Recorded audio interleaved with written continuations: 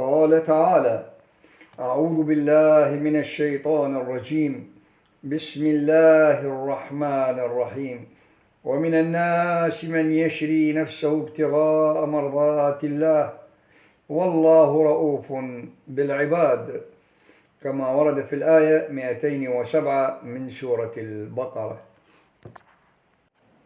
السلام عليكم أخوتي وأخواتي متابعي قناة معرفة الصواب.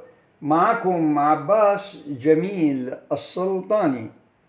سألني أحدهم عن أبو ذر الغفاري في القرآن الكريم. نزلت في حق أبي ذر الغفاري عدة آيات كثيرة. فمن هو أبو ذر الغفاري؟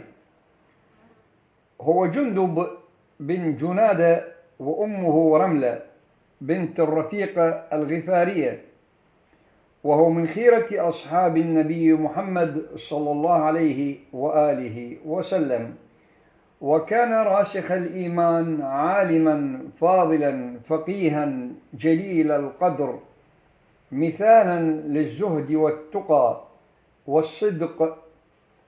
كان من السابقين الأوائل إلى الإسلام، وكان قبل إسلامه يعبد الله تعالى ولم يشرك.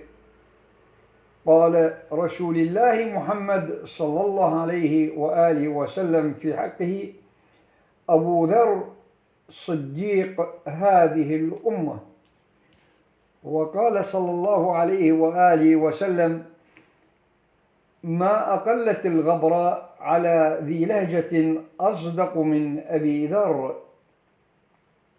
ونزلت بحقه أو شملته الآية 85 من سورة البقرة، والآية 207 من سورة البقرة، والآية 87 من سورة المائدة، والآية 51 من سورة الأنعام، والآية 117 من سورة التوبة، والآية 28 من سورة الكهف، والآية 17 من سورة الزمر، والآية 18 من سورة الزمر، والآية 2 من سورة محمد. وكان رضي الله عنه ممن أحب وأطاع ووالى سيدنا الإمام علي بن أبي طالب عليه السلام، وقد نفاه عثمان بن عفان إلى الربذة وتوفي هناك، وذلك لمعارضته لحكم عثمان بن عفان.